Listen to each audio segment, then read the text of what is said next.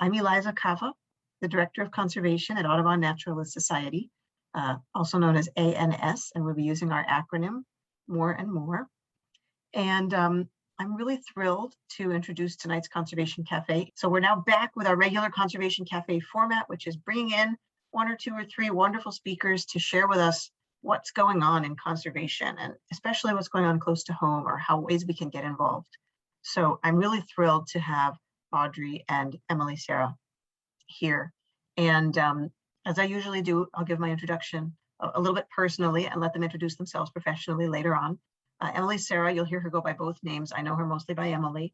Professionally, she sometimes uses Sarah or Emily or both. Is the Director of Policy at Potomac Conservancy. She started a few years ago where she replaced a wonderful prior Director of Policy who was my good friend, and I was really thrilled that Potomac Conservancy brought me another friend. So thank you to Potomac Conservancy and to Emily. And she's been a real leader on forest conservation in Maryland in particular, is where we've worked with her the most professionally, and deeply committed to justice and inclusion on everything we've worked with her on. So it's just been a real pleasure.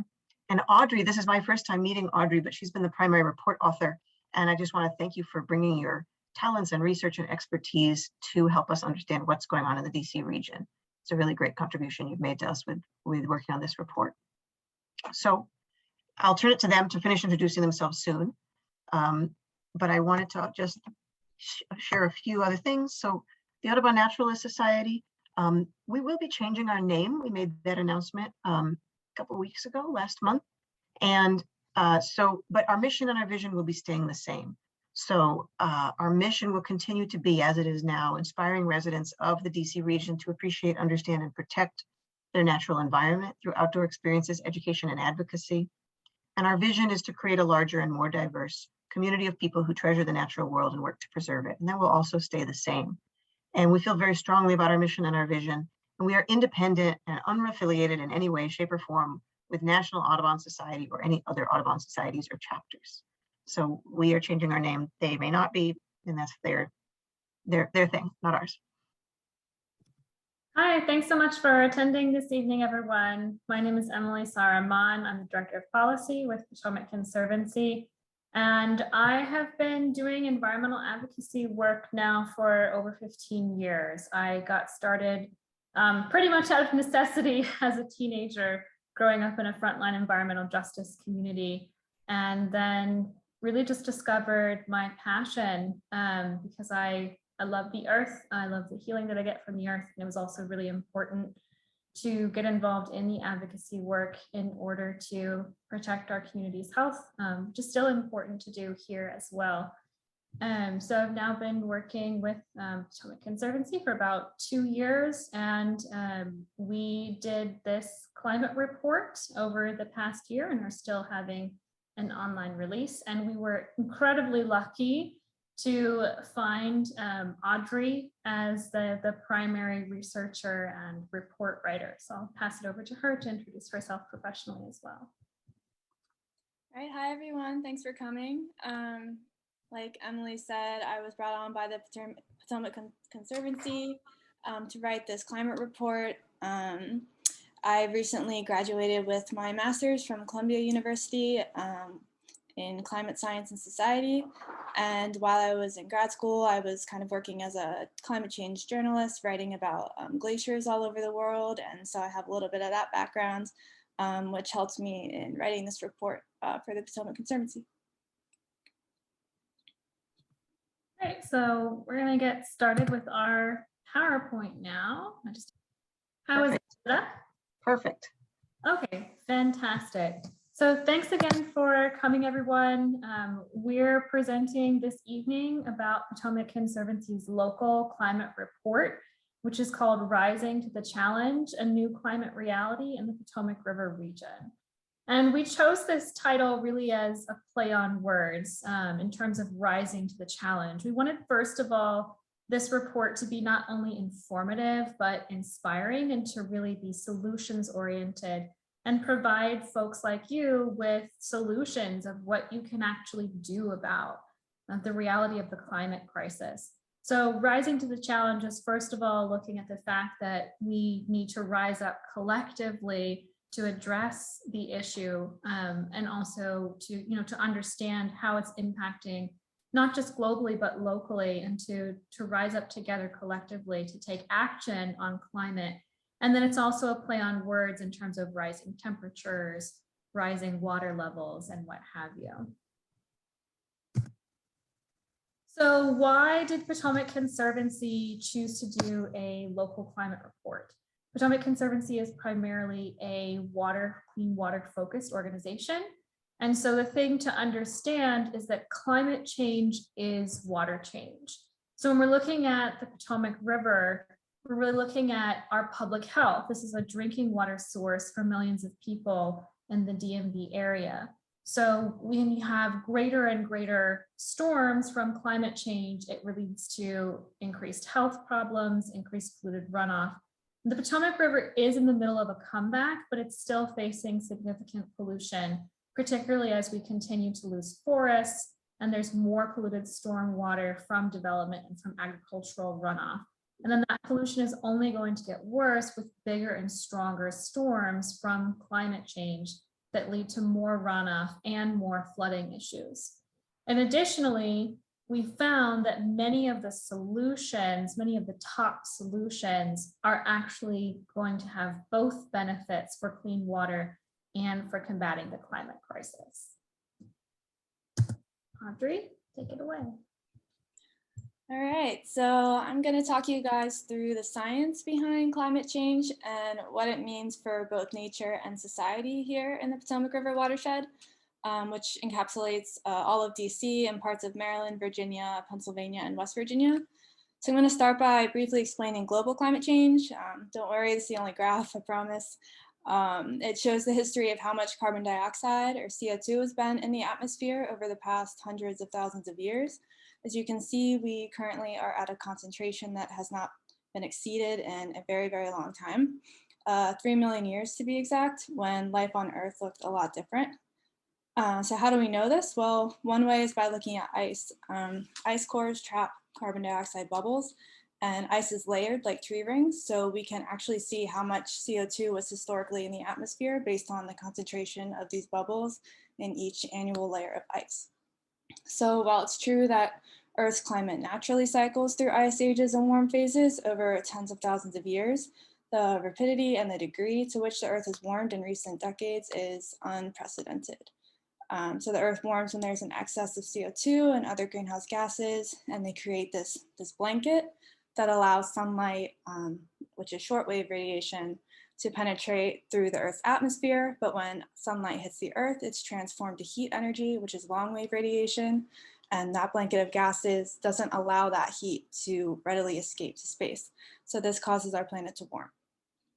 And we have billions of tons of carbon dioxide being spewed into the atmosphere each year as a result of modern industry and deforestation. This gas persists for centuries in the atmosphere, meaning that the addition of more and more carbon dioxide is only compounded over the decades. So incredibly, scientists can tell that the carbon in the atmosphere is indeed human-caused, because carbon made by burning fossil fuels has a different isotopic ratio of heavy to light carbon atoms than carbon produced naturally by living plants. Okay, you can change the slide.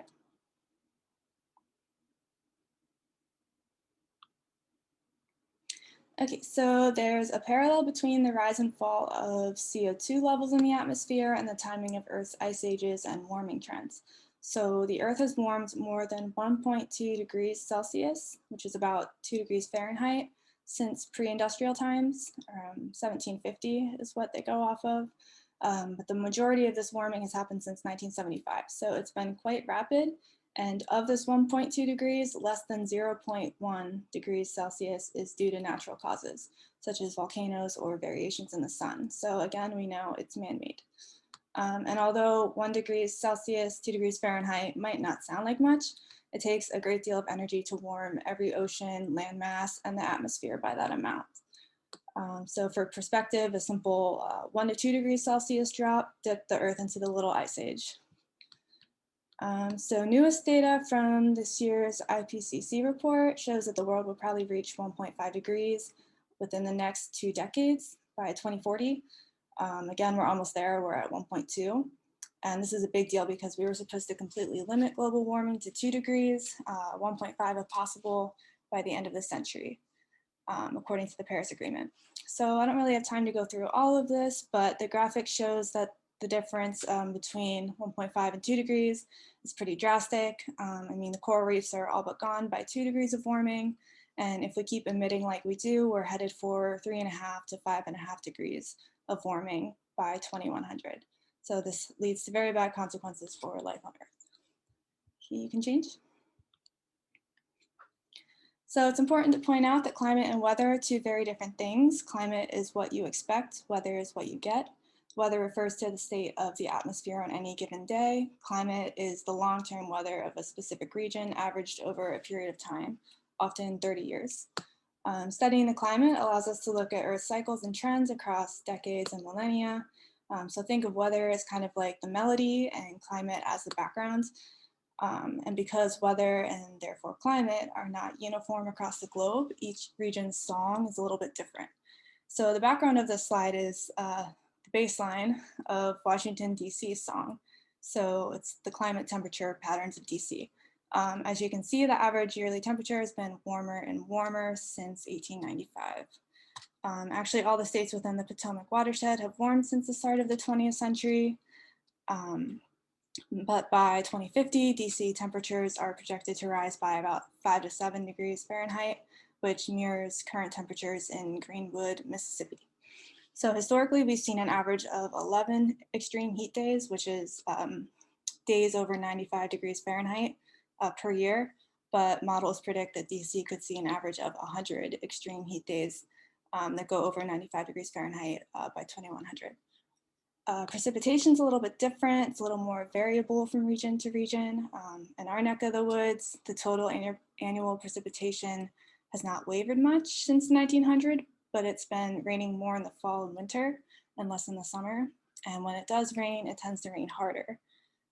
Future rain projections show increasing levels of extreme rain events. Winters become wetter with more rain than snow. Today's 1 in 100-year storms, which means a rainfall event that is so heavy and unordinary that it only statistically happens once every 100 years, will occur every 15 years by the 2080s. And actually across the entire Northeast, rain events are projected to become less frequent, but become heavier and last longer. And this increases the risk for floods and drought. And that's because of something called the Causus-Laperon equation. So you can change it. Thanks. Okay, so if there's one fact that I want you to remember from this presentation, it's the Clausius-Clapeyron equation, because it explains why our rainstorms have become more intense with heavier rainfall and why flash flooding is increasing in our region. So warmer air holds more moisture than colder air. The Clausius-Clapeyron equation states that for each 1 degree Celsius of temperature rise, the air can hold 7% more moisture. So this means that water vapor has more time to accumulate in the air before it condenses and falls. So although it may not rain as often, when it does rain, it's a heavier pour. So the picture on the left is from July of 2019 in DC. And the one on the right was taken from the National Harbor the other week. If you guys remember the flooding on October 29th, DC had some of the worst coastal flooding in years. Nearly 14 million people were under a coastal flooding warning. And Old Town Alexandria recorded its highest tide since Hurricane Isabel. So you can change. So in the Potomac watershed, flooding not only results from intense rainstorm events, but also from the encroaching rise in sea level. So sea level rise is actually occurring more rapidly in our corner of the globe, about twice as fast as the global average. Globally, sea levels have risen about 8 inches since 1900. The entire northeast coast of the US has experienced a higher rise at about 1 foot. But here in the mid-Atlantic, the changes in sea level is even higher at about 1.5 feet during the same time period. And that's because of 3 things. The first is glacial melt. So a warming world causes ice to melt in the Arctic and the Antarctic, and this raises the water level of the oceans. The second is the Atlantic Gulf Stream. This is a current that quickly whisks water from the Gulf of Mexico, goes up our east coast and out towards the UK. And this current has a dramatic slope that goes out towards Europe. But when glaciers melt, the ocean currents slow, and the Gulf Stream doesn't pull water away from our coast as quickly, and the slope kind of levels out and causes sea level to rise a little bit more. The third is post-glacial rebound. So this is kind of like a seesaw. There used to be glaciers sitting up by the Great Lakes a long time ago, and the weight of these glaciers actually lifted our section of the continent up. And when they melted and retreated, our section of the continent came back down. So it's kind of been seesawing back and forth to equilibrium for centuries, and we're currently on the sinking side of that seesaw. So those three factors lead to sea level rise occurring faster here, and this results in something called sunny day flooding, where there hasn't been any rain, but the rising sea levels have increased the height of the high tides. You can change. Okay, so our National Mall sits within the 100-year floodplain. Sidewalks that go around the reservoir next to the Franklin Roosevelt and Martin Luther King Jr. memorials. They regularly flood twice a day. People have to walk across the roots of the cherry trees a lot to stay out of the water. In fact, there's been an architectural design competition going on between 5 leading landscape architects regarding how to respond to the mall's inevitable drowning. I personally like the one that lets chaos endure and kind of waiting for the day that we all have to kayak between the monuments. So this guy is it's Hood. He's one of the architects, and he says, "Let the waters be free." And he calls for living in the wetland rather than draining it in order to really tell the truth about this place. Other ideas include building land bridges between the monuments, installing levees to protect the tidal basin as a whole, moving the cherry trees uphill, or creating new marshlands. Either way, the ideas, I guess they're not so much a competition, but more of a collaboration that's intended to generate solutions that frees the tidal basin from perpetual expensive infrastructure repairs. So you can change. All right, so ecosystems. So the Potomac report covers a wide range of wild and urban ecosystem types and how they're all individually affected by the changing climate, including different species. But I just like to focus on the Potomac River here, as I'm speaking for the Potomac Conservancy, which is dedicated to the fight for clean water and a healthy Potomac River. With climate change, it's getting a little bit worse.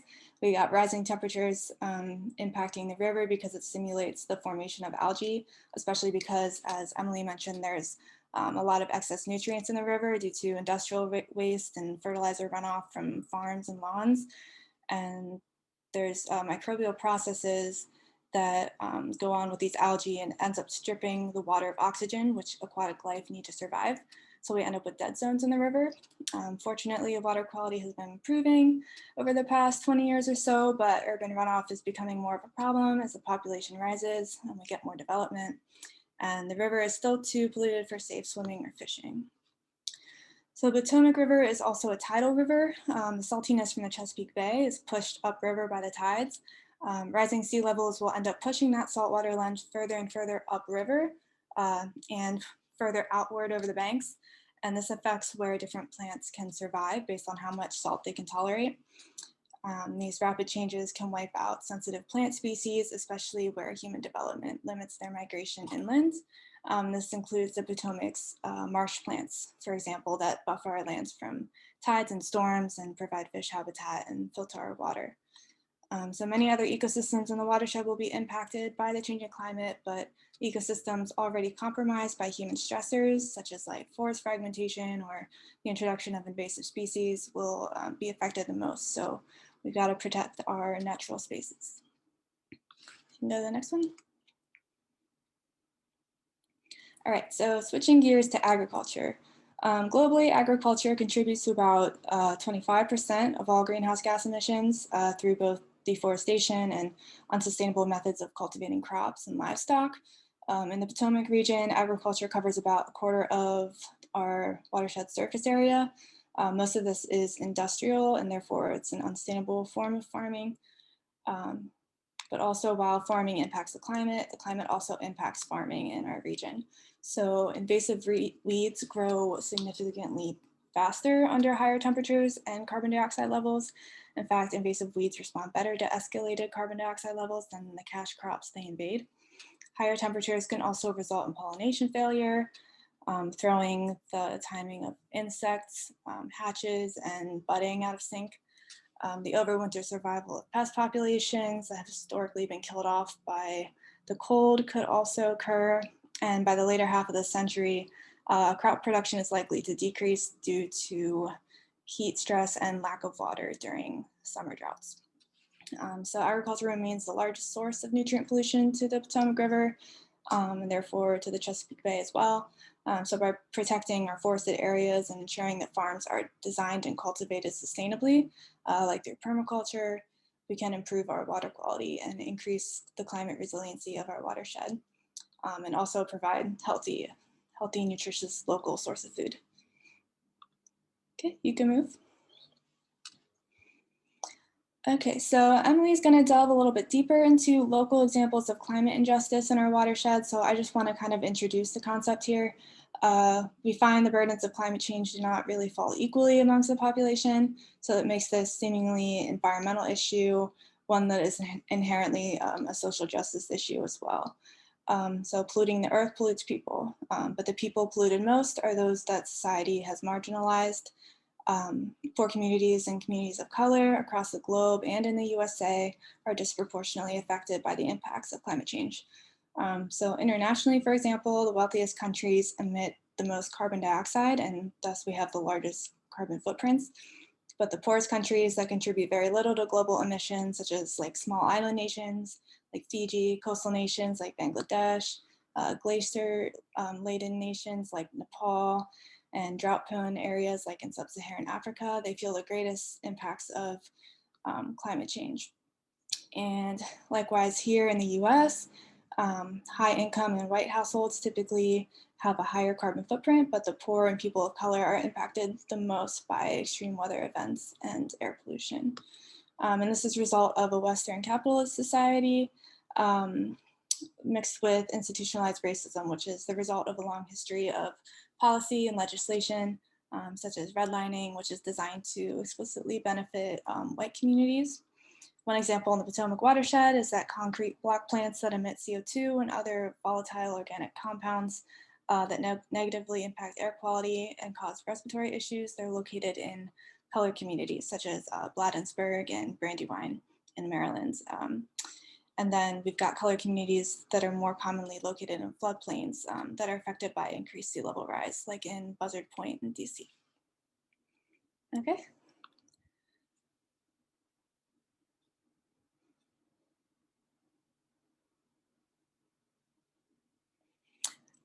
So climate change is also affecting the health of the population as a whole. We've got increased heat stress. By 2050, the Potomac region is expected to experience about 7 heat wave events per summer, lasting upwards of 10 days or more. And heat stress can result in illnesses like heat cramps, fainting, heat stroke. We've also got poor air quality. So with more frequent heat events, heat actually results with pollutants in the atmosphere to promote the formation of smog, which is a lung irritant. And we've got longer summers and extended growing seasons that exacerbate pollen and other airborne allergens that fuel asthma and allergies. If anybody notices their allergies getting worse, I have. And then we've got vector-borne diseases. So scientific studies have indicated that climate change is a key perpetrator of Lyme disease because we have mild winters that fuel the tick population as they're not killed off by the cold winter so much anymore. And also because ticks thrive with moisture, they're gonna rise here as the climate gets wetter in the winter and the fall. Over the years, the number of mosquito-borne illnesses has also increased across the world, and it's predicted to expand with warming temperatures. Supposed to threaten half of the world's population by 2050.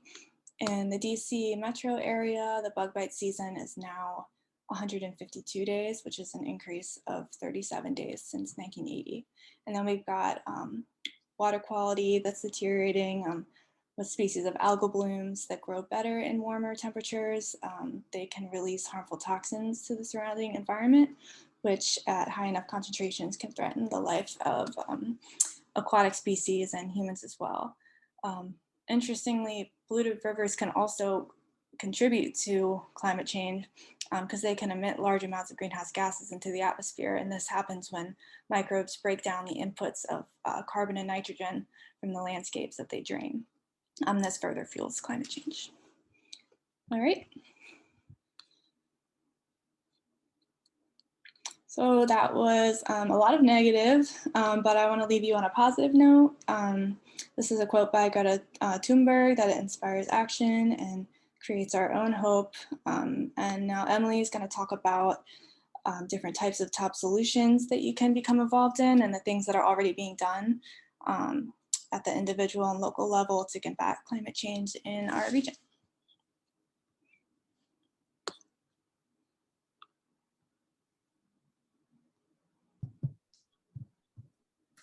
So these are some of the top solutions that we suggested in Potomac Conservancy's climate report. As we mentioned, although the climate report covers the reality of the impacts of climate change in our region, it's also extremely solutions oriented. We'll provide you the link for the full PDF, as well as the more digestible bite-sized website version of the climate report. And you'll notice that in every single section we cover, we also cover solutions. And then we also have our top solutions for combating a climate crisis here in our local area. First and foremost is to protect forests, promote forest connectivity, and to fund both the planting and the maintenance of trees. And additionally, of course, we need to be thinking about how to do the funding to plant and maintain trees and protecting forests with equity in mind. Secondly, we can reduce polluted runoff and flooding through green infrastructure. And green infrastructure is a term that refers to nature-based solutions. So that includes protecting our existing forests, planting more forest and trees, and also some other methodologies such as bioswales, rain gardens, and also things like permeable pavement. Thirdly, we need to transition as a society and in our local area from industrial agriculture to regenerative agriculture. We can embrace river-friendly smart growth planning at the county level. We need to prioritize equity in decision-making. And of course, there's a need to transition from fossil fuel dependent energy to renewable energy, as fossil fuels are one of the primary, fossil fuel dependency in a variety of different sectors is the primary cause of climate change. Next slide, please. So here's one example of a hands-on solution is food forests. So you can see a photograph of a food forest here, and a food forest is growing food like the forest. Food forests mimic the patterns of a natural forest using specifically edible and medicinal plants, as well as mushrooms, and provide all of the same ecological benefits of a forest while also producing food. For our climate report, we interviewed one local individual, Michael Judd, who is a food forest designer and also owns and operates a food forest and helps people to design their own food forests in Frederick County. He's based in Frederick County, Maryland, but works throughout the region. And he runs a business called Ecologia Design. So part of what is really fantastic about food forests is that they can be implemented at the family level if you have access to a backyard, and they can also be implemented at the community level. So you can establish community food forests to really benefit the entire community and make this a collective solution. And food forests, they provide the same benefits as a natural forest. They filter and clean water, filter air, store carbon, remove pollutants, build healthy soil, increase pollination, decrease pests, and create habitat, all while producing food for people and for wildlife and providing wonderful green spaces for us to enjoy. Next slide.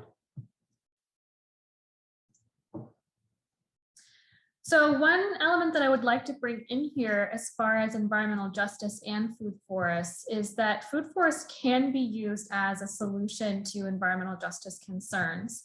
One piece of information that you may or may not already be aware of is that statistically in the United States of America, Black, Indigenous, and people of color communities tend to have less trees and less green space than white communities. And that's both due to past redlining as well as current zoning and permitting decisions. So for example, this is Abel Olivo, who is the executive director of Defensores de la Cuenca, one of Potomac Conservancy and ANS's strong partners. And he was interviewed for our climate report. And this was one of the quotes that, one of the stories that he shared in the interview, that many community members of the Latina community in the DMV grew up in places where they could personally harvest fruits and nuts from trees in their native country. It was a big part of their life, their daily life, going out of their house every morning and picking fresh mangoes off the tree. There was that stronger than here connection. So they're lamenting the loss of that connection, knowing that there aren't as many green spaces around here. So looking at this, we can invest in communities to create food forests.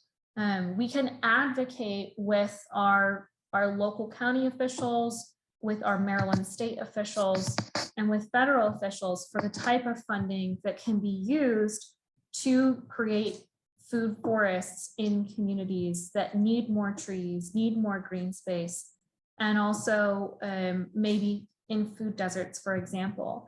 And when this is being done, it's really important that the benefits of the funding that's available for creating and maintaining food forests or planting trees in any particular manner, that those benefits, first of all, that communities are consulted, that communities have ownership and power over the ways in which projects get implemented based on that particular community's desires and needs, and that the green jobs that can be created in that community are of benefit to that particular community as well. Another wonderful resource in the DMV area who was interviewed for our climate report was Dr. Jacoby Wilson of CEJH, the Center for, sorry, they just changed the name of the organization, so I can't remember the full of the acronym, but I can share a link later if you like. And Dr. Jacoby Wilson noted that food forests in communities could address the stormwater issue, address urban heat island issues, address air pollution issues, noise issue, and of course the food issue, especially for folks in communities that don't have supermarkets and grocery stores.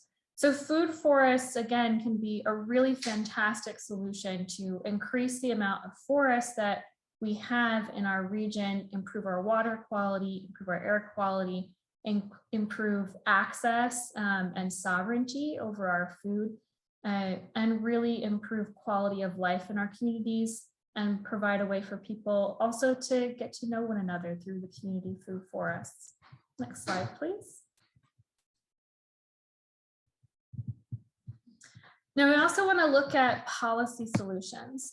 So one of the key policy solutions that we've identified is to strengthen forest laws. And right now, Potomac Conservancy, along with Denise Guitarra from ANS and Abel Olivo, as well as a number of other partners, are currently working to strengthen the forest laws in Montgomery County. So Potomac Conservancy as an organization, we really try to think about how we as a community can have a broader impact. And that's exactly why we work with elected officials and other decision makers to change laws that will have positive impacts on community health and well-being. So as I mentioned, myself on behalf of Potomac Conservancy, Denise Guitarra from ANS, Abel Olivo from Defensores de la Cuenca, and about 8 or 9 other organizations have actually formed the Montgomery County Forest Coalition. And we've been working on this issue for about a year now. So we're currently working to get the county council to introduce a bill to strengthen Montgomery County's forest conservation law. And the exciting news is that We hope pretty soon we will be getting a bill introduced. We've sent some drafted legislative language to several county council members that are interested to introduce a bill to update and strengthen the forest conservation law. And there are ways that you can sign up to help once the time is right and we have a bill introduced. So here's how you can help. You can sign up for action alerts from Potomac Conservancy and take action once we send you those online action alerts. You can also sign up for action alerts from ANS and take action. And once you get those online action alerts and it's the right time to go ahead and speak up to the county council and to the planning board, please go ahead and share those online action alerts with friends, family, your neighbors, and your coworkers. Next slide, please. All right, so here are lots of different links we can provide you to get more information and to take action. So first of all, we have this link. You can also have Elisa drop into the chat to sign up for online action alerts from Potomac Conservancy. And then the second link there is the link to Potomac Conservancy's online website that's associated with our climate report. It's potomacClimateReport.org. I'm also putting that in the chat right now. You can also actually download the full PDF of the research at this link, potomac.org/climate report download. And then additionally, on our potomacClimateReport.org website, we have a specific area, which is the online action center. So with every single topical section that was released on the website, and it's on different topics such as flooding and sea level rise, environmental justice, public health, agriculture and fisheries, and several other topics. With each of those topics, we also looked at some examples of the solutions that were being represented for each particular topical area.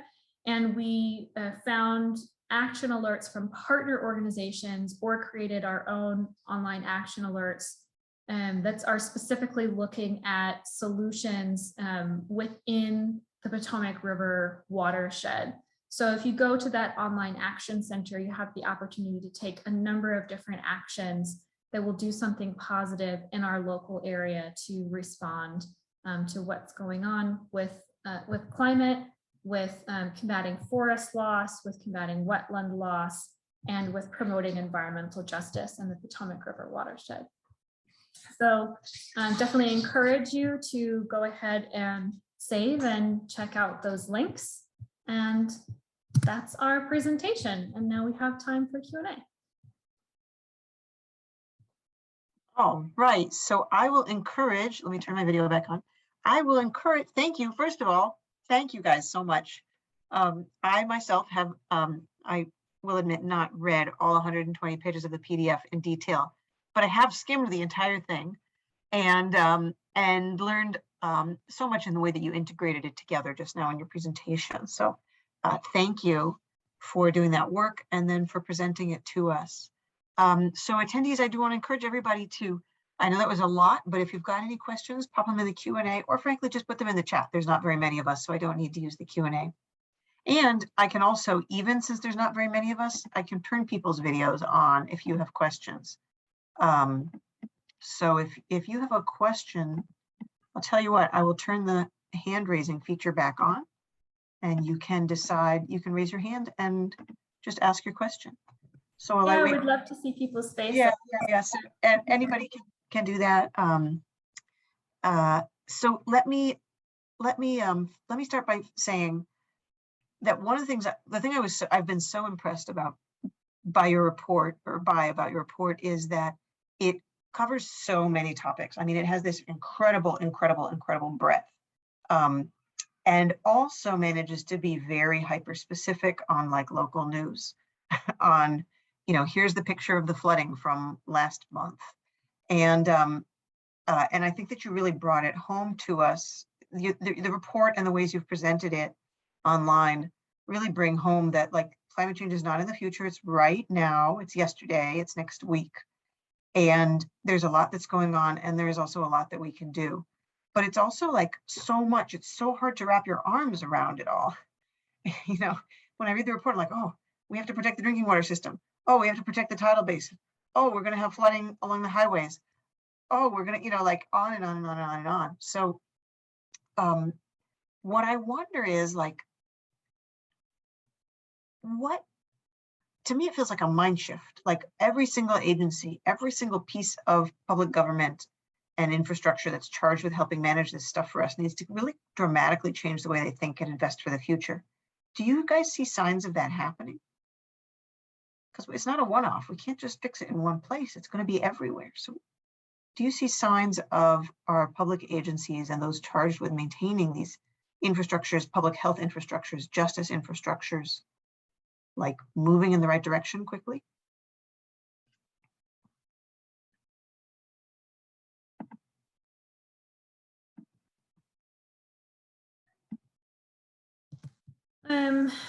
I think it depends what level of decision makers you're talking about, right? So whether we're talking international, national, at the state level, or local.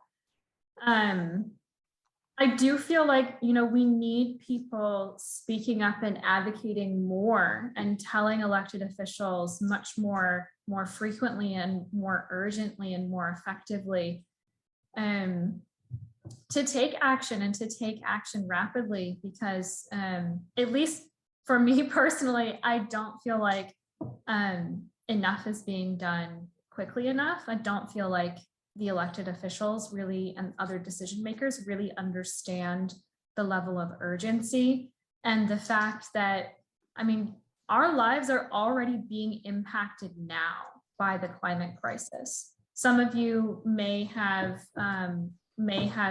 read the news articles from a few months ago during the flooding in Rockville this summer, that there was a young Latino man who went back into the building to look for his mother while the building was flooding, and he actually passed away. So that's because that type of flooding is becoming more and more common. And again, it's largely people of color communities that are most heavily impacted by that type of flooding, by the impacts of the climate crisis. And it's our health and our lives that are at stake here. So we really need to be speaking up and telling our elected officials and other decision makers how serious this is and how important it is, and that it's their job to protect our health and well-being, and that they need to start taking, you know, really serious action right now, because the climate crisis is now, and we need to respond to it now in order to protect the health and well-being of our families, our friends, our neighbors, and all life that is here in our local area and on this planet. It's hard to bridge that gap as well. Like you said, it's a lot of people stick within their discipline, so they don't know what they don't know, you know? So it's a very interdisciplinary topic. I think our officials could benefit from having just a wider variety of people speaking up on this topic. But also, yeah, so shoot, what was I gonna say? Okay, if it comes to me, I'll jump in again. Oh, I was on mute. Okay, I wanted to invite Bonnie. Thanks for your answer, guys. It's hard, isn't it? I mean, it's hard in the sense that we can be deeply angry, and we maybe and we should be, and then also we need to actually find fixes. So I wanted to move on to some other questions. I wanted to invite Bonnie, who has a question that she put in the Q&A, but because we have plenty of time for this, I'm actually gonna, if you're willing, Bonnie, have you turn on your, not only your mic, but also your video. You don't have to, you can just say it orally. But we Okay. like to see, and then you can ask a question and they can respond live. Join as panelists. Yeah, if you join as panelist, it'll let you turn your video on. So I've just given Bonnie that option. Sorry, is this me? This is you, and now I'm asking you to start your video. Okay. That's all the steps. Am I here? Sorry, I'm in kind of a dark room. I'll turn the light No on. worries. I'm I going to was do the watching. same with others asking questions if I know your name. So Greg, you're next. Okay. Hi, I'm Bonnie. I actually live right behind the Audubon a property. So this is all of a lot of interest to me. I did wonder if you had some good resources for creating a, food forest in our own yard. If there were some good resources to follow, maybe some links or any kind of information that you might have. Would love to do some of that. Michael Judd. Sure, Michael yeah. Judd? Okay. I did drop some resources in response to that question in the chat. And in fact, there are so many different resources available. This is one of my personal passions, but Okay. one is, as Audrey mentioned, Michael Judd did actually write a book called Edible Landscaping with a Permaculture Twist. And I really enjoy it. It's quite easy to follow. It has lots of photographs and illustrations. There's also Great. there's also an excellent video that I put in the answer to the Q&A from Soulfire Farm. And there's a number of good videos actually on YouTube. If you just search food forests, there are good tutorials for a variety of things. And then I think I put a couple of other links into the answer on the Q&A. Okay. And then there are actually a number of different food forests that already exist in Maryland. So for example, there's one called Forested that's near Bowie. And there's also Michael Judd's food forest that's is a little bit outside of Frederick City and Frederick County, Maryland. Good. There's also one that's in Baltimore. And if folks are interested in more resources on food forests, you can also actually go to the full PDF. Like we gave you the download link for the full PDF of the climate report. And then you can just do Control F on your computer and search the term food forest. And you'll notice that we actually inserted quite a lot of different links anywhere that term is mentioned. I inserted links to specific resources about, like, first of all, videos explaining what is a food forest, and also resources that can actually help you to establish a food forest if you want to do that either in your own backyard or as a community food forest. Okay, great, thanks. Yeah, glad you're excited. Yes, getting started. Thanks, Bonnie. And Greg has another question. Greg Gurley also has a question about food forests, and I'm busy promoting him to a panelist so he can turn his video on and ask it. So go for it, Greg. Hey, guys. Hey. So, yeah, food forests are interesting. I work with the Cabin John watershed, which the Cabin John Creek dumps right into the Potomac. So we're very concerned about all the water that's been, dumped from these storms and flooding the creeks and polluting it. But our efforts have been to try to get private homeowners to just implement rain gardens. So this idea of actually getting food out of it is kind of interesting. Although I can't say we're a very diverse community. So I know that was kind of your focus there, was to pull food out where it might be needed. So It can also be done anywhere. Yeah, I understand that. And I'm thinking, there are even roofs in DC that grow vegetables and then deliver them. So it sounds to me like that might be some way to do that. If you have some community property, you're growing this food, maybe somebody can come and harvest it. But those are just thoughts that I had. But it seems to me that you'd have to focus on native food producing plants, right? So we're not going to grow mangoes in the Cabin John watershed, but I hear the chestnuts might be coming back. They've got a hybrid that actually can survive the blight now. And so, maybe things like that would be valuable. I'm just wondering what kind of thoughts you have around the types of plants.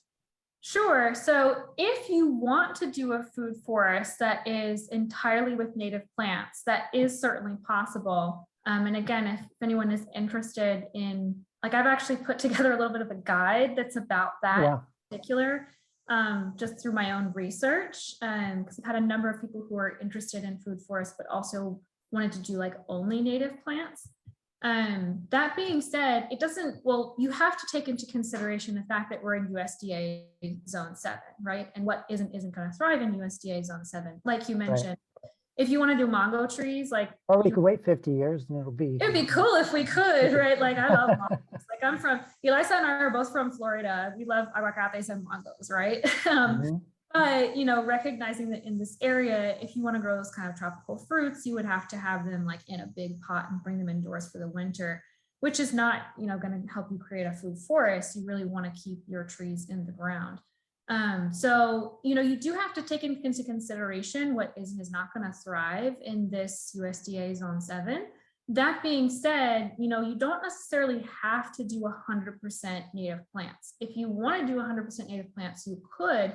But there are other types of non-native and non-invasive plants which will thrive in this region and which are really, really beneficial to, you know, putting together an entire system for the food forest, because there's different types of plants actually serve different benefits in your food forest. So for example, a plant that is not native to this area, but it's not invasive and it is beneficial to a food forest system would be comfrey, which is, it's a really great compost plant. It's a nutrient accumulator. It also produces flowers that pollinators love.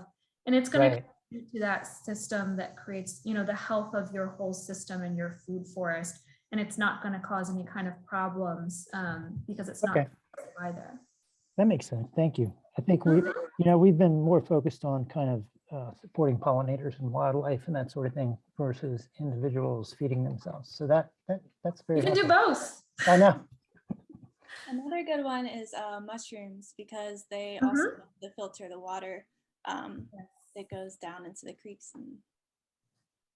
Exactly. And the best thing is that, you know, when you plant mushrooms underneath your fruiting trees, they're both supporting one another, right? The fungi, any kind of fungi is really going to support your trees and everything else in the soil in the system. And then you can grow, for example, wine cap mushrooms on wood chips that are underneath the fruit trees. And so the fruit tree is providing more shade and moisture for the mushrooms, and the mushrooms are also supporting your fruit tree. Super. Wow, I've been fascinated personally. I have a fig tree in my yard, and in my tiny little DC yard, which is the size of a postage stamp, and we have raspberries in the back, and we're just always thinking about other ways to grow food efficiently in our tiny little space, efficiently and sustainably. We only use compost. So there's thanks for spending so much detail on this. Clearly, our audience is really interested in the food forest concept. We have another question, which is from somebody anonymous, so I'm not going to be able to turn them on unless they jump up and raise their hand or otherwise enter the chat. But this person asks, I'm curious about the contest regarding the mall. Could we hear when it started and who is participating? Who will decide on the solutions? Can you talk about the threat to federal museums and agencies? I am also very interested in this. I think that it's the most visible one of the most visible of the climate impacts to the region, and really gets people's attention who weren't otherwise thinking about it or directly impacted themselves. So can you tell us a little more about what you learned about what's happening with the mall? Audrey, can you take that one? Right, so I'm gonna pull it up here. With the mall, it was kind of more just ideas based. It's not like something that's absolutely going to be implemented. It was just to get people thinking about what we can do, kind of like nature-based solutions rather than just, putting up a wall, kind of like they did and like they're doing in Miami. They're spending like billions of dollars on building this wall to stop like a foot of sea level rise that's just gonna overflow and then past that anyway, rather than just like reinstating like marsh plants or stuff like that. So this was just kind of like trying to get people thinking, trying to see if I can find these architects. One was Hood Design, one was D-Land Studio, GGN, James Cornerfield Operations, and Reed Hildebrand. And they were paid to kind of do this from a grant from American Express, but it wasn't so much of like a competition as it was just to like get people thinking. And I've also heard things like people were talking about deconstructing each monument one by one and moving it to like higher ground, which obviously would be very expensive and take a very long time. So there's just different ideas floating around right now of what to do with it. So yeah, there's also more in the report. I can't remember everything off the top of my head, but.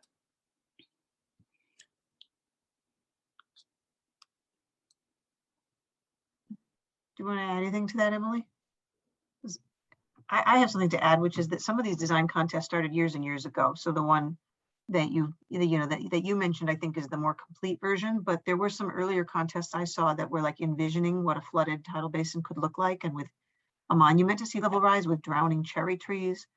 I think that, to the Park Service's credit, it's really recognizes that it's under huge threat here, and has asked creative people to to help think about getting involved, which is good, because it creates these images like you showed that are really striking, that really generate attention. And you can contrast that with the images of projections of sea level rise and how much the mall might flood, to just recognize that it's inevitable. It's a need, not a want. So just the question is going to be how, right? I don't know, I find it very striking, and of national interest, of course, even international interest, not just us locally. So that brings some attention to the issue. Yeah, I think it's interesting because it's kind of looking at nature-based solutions, like I know that's a big, and I can't remember exactly which city, but I know China's doing a lot of that, where they're kind of building terraces like on the outskirts of cities that flood with the tides, and each terrace has a different type of ecological community that thrives in that inundation of water. So I know there's a lot of things in a lot of places, and this is just another one of those. Try to imagine what we can do to reinvent our cities without losing our history. Yeah. So Paula wanted to talk, and I'm getting her to come in as a panelist, turn on her microphone, maybe even her video. Did you want to ask more about this, Paula, where you are anonymous commenter? Questioner? Yeah, I just knew that there was some flooding of the archives a few years back, and I wondered if this is public knowledge that different agencies along the mall have been flooding, or if it's just a occasional thing, or is it frequent? Is there any information on that? Is that something you came across, Audrey, on how frequently those federal agencies might be flooding? I can't remember off the top of my head, but I know it's in like the 100-year floodplain, and it's been flooding more frequently. There's a part in the document that talks about how far, how far inland the water would go based on different levels of sea level rise. And there's also a lot of like graphics online that you can find that kind of show, what different parts of DC would look like with certain amounts of flooding. I'm sure I could find that and send it over.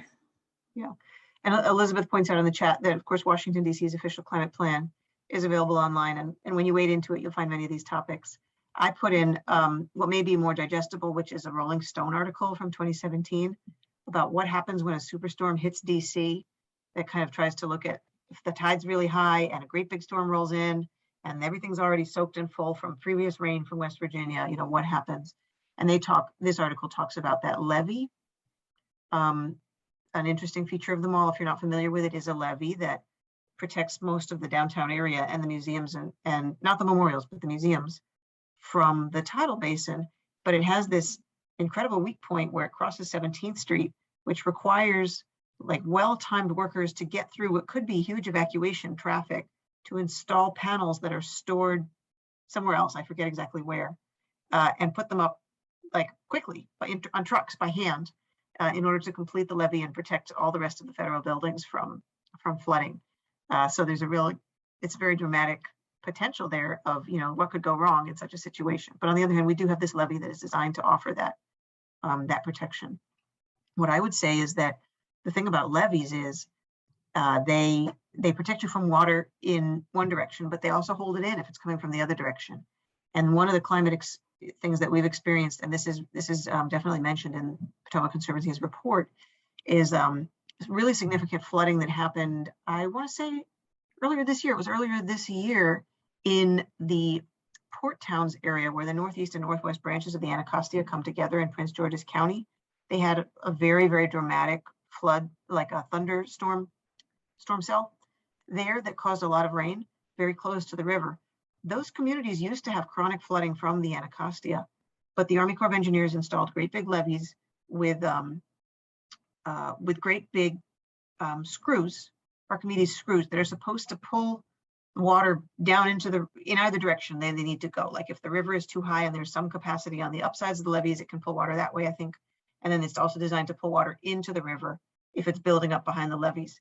But they really didn't plan for storms of this size. The real purpose of the levees is to protect communities from flooding from the river. So what happened was the storms came on the upland side of the levees, filled up those neighborhoods so fast that they couldn't move the water through the levee and into the river fast enough. And they experienced tremendous flooding that they thought they made themselves safe from with this levee. Just a few years ago, it was completed. So that's the kind of scary thing that we build infrastructure and we hope that it does what it does, but then we still have to be prepared for changes coming faster than that. And I'll see if one of us, can put the link to DC's official climate plan in there in the chat so people can have that. Yeah, there's a nice catchphrase that one of our staff members just came up with this week, actually, which is, the rains are too much for the drains. It's like, it's that simple, like Elisa was describing, that, we are creating great infrastructure that folks think is going to be able to handle the impacts of climate change. And then within a few years, realizing that things, they're not sufficient any longer. And that's part of why, again, it's really important to look at the nature-based solutions as well, that the great infrastructure is absolutely necessary in certain cases for protecting communities. And at the same time, in terms of both addressing immediate needs and also addressing root causes of the climate crisis, those nature-based solutions are going to do a lot to help us, because, for example, protecting forests and planting more trees both helps to prevent flooding and is also going to capture carbon. Or protecting wetlands, for example. Wetlands are one of the best one of the best solutions, period, and most affordable solutions for capturing carbon and for reducing the impacts of severe storms that are getting more and more severe because of climate change. And filtering water from all the pollutants. And filtering water. There's also another project going on in DC. It's called DC Water's Clean Rivers Project, where they're putting a lot of like stormwater tunnels. They're redoing those because they've been really old and they don't have enough capacity for water to flow out into, because sewage is taken in one direction and then there's like a wall, but when there's a big rainstorm event, the sewage is carried over that wall and it dumps out into the river. So they're redoing these stormwater drains, and they're aiming to build like 18 miles of tunnels. It's been going on for a few years.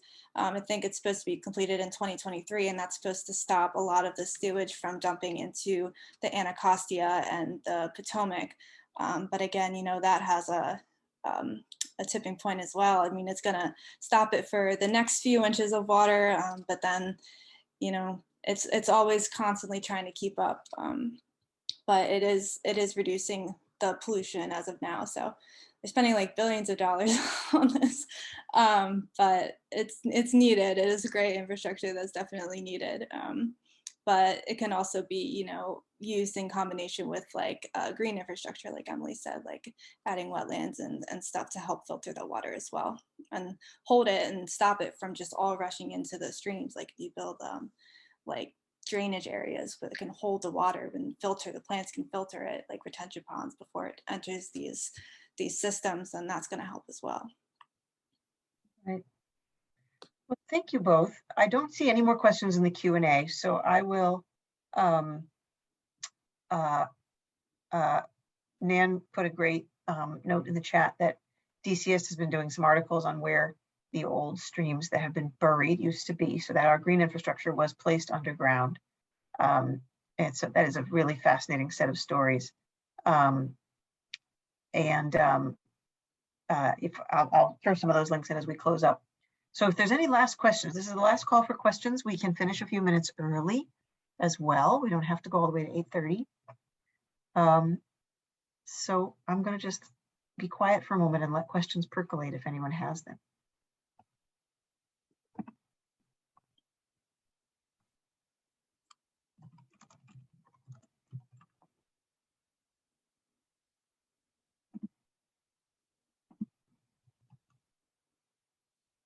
Okay, I think we're done with questions. So with that, I'm going to wrap us up with a big thank you. Thank you to Emily, thank you to Audrey, thank you to our attendees. We really appreciate your questions. These have been some great questions. And you guys, again, I think I'll just repeat again what I said before because it's just so striking to me, like what this report did by really, really hyper localizing the impacts and the solutions is, I think, no surprise, because presumably that's why you did it, is so valuable to our region. To someone like me, I've referred to sections of report on numerous occasions as I've been preparing other climate change related work. And everything is in there in a way that is usable and accessible and pulls back out with images. And so I really, really appreciate the work that you did and bringing that to our region. And we are actually your first stop on your what I think will now be a 9-city roadshow, right? No, no, but I really appreciate you sharing with our audience tonight and telling us all about it. So thank you again. Yes, and thank you, Elisa and ANS, for extending this opportunity to us. This is actually the very first event that Potomac Conservancy has done in regard to sharing our climate report. And our comms team is exploring, we may potentially do a climate speaker series at some point next year. That's not 100% confirmed yet, but we really appreciate this first opportunity. ANS has been an absolutely fantastic partner with Potomac Conservancy for many years, and I've really appreciated getting to know Elisa and working with you, and also with Denise and others at ANS. So thanks again for extending the opportunity to us to share about the climate report, and thanks everyone for coming and attending tonight and asking great questions and sharing Thank you. articles.